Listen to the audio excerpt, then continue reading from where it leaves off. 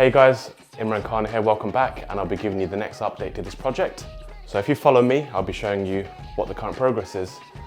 So you can see the framing has now been put up, the ensuite's tucked in the corner. There's been a little bit of a change compared to before.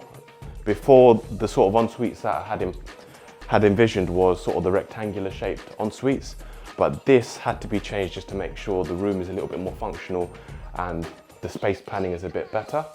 And also the tenants that are moving in eventually, it's just a little bit more convenient for them. So essentially the product that they're going to be provided, they're happy with it.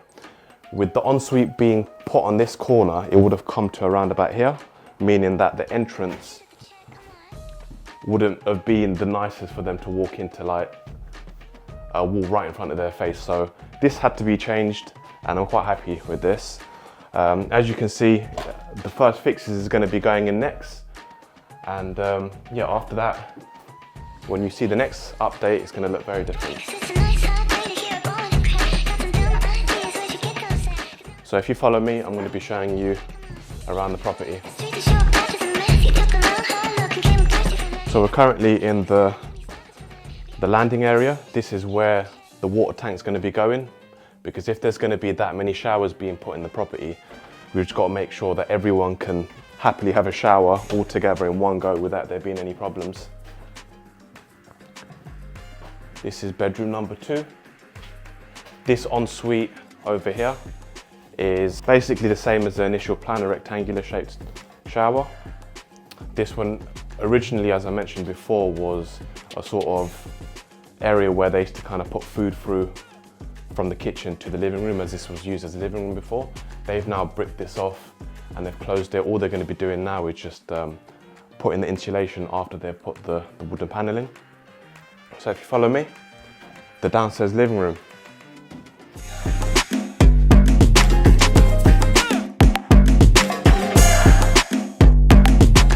What I wanted was there to be 2 fridges being put here and for this whole area just to be utilised as a kitchen with the breakfast table on this side.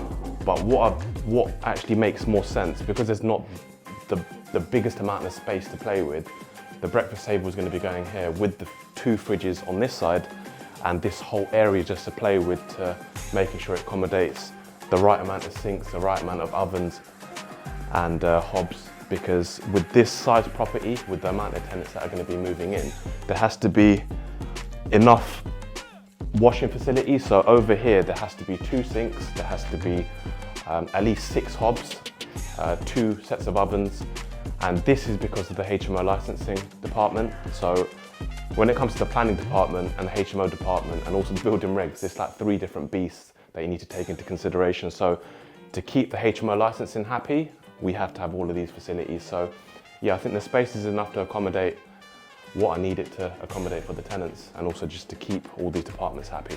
So if you follow me, we're going to be going upstairs and I'll be showing you the rest of the property.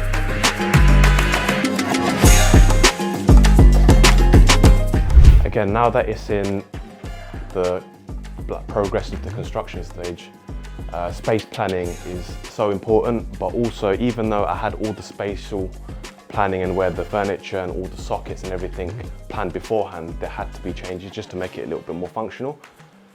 Because obviously doing something on paper is one thing, but actually coming on site and seeing if it works or not is another thing. So we had to change a few things in this room. Initially I was going to have this wall here as the feature wall, with the bed layout of being this way, but now this is going to be the feature wall with, I think the bed is going to be running across here with the radiator there, with the desk on this side, and yeah, I think the radiator might be on that side behind you or on this side, but it just, with the new layout, it's going to be a lot more functional for the person moving in. This is the ensuite over here. It's just getting ready for the first fixes going in, and if you follow me, we're just going to be having a look at the other rooms. So this is bedroom number 4.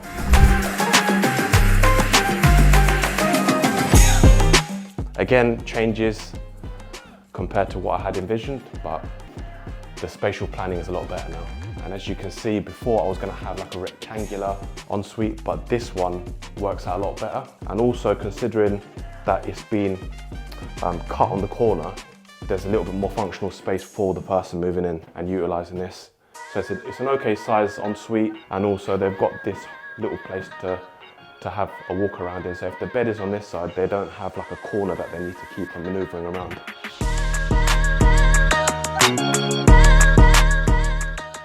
Bedroom 5, all the panelling still up. There's going to be like an insulation board being put here, because over here, I'm not too sure why, but the cavity wall, they haven't done it.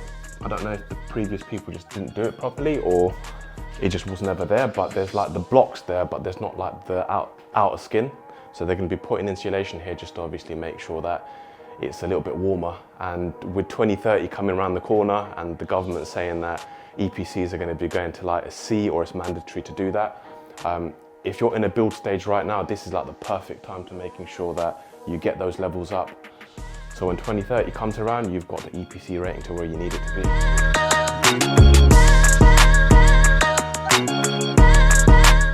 So heading up to the studio. You can see here, it's also the same, the paneling is up, insulation is going to be going back.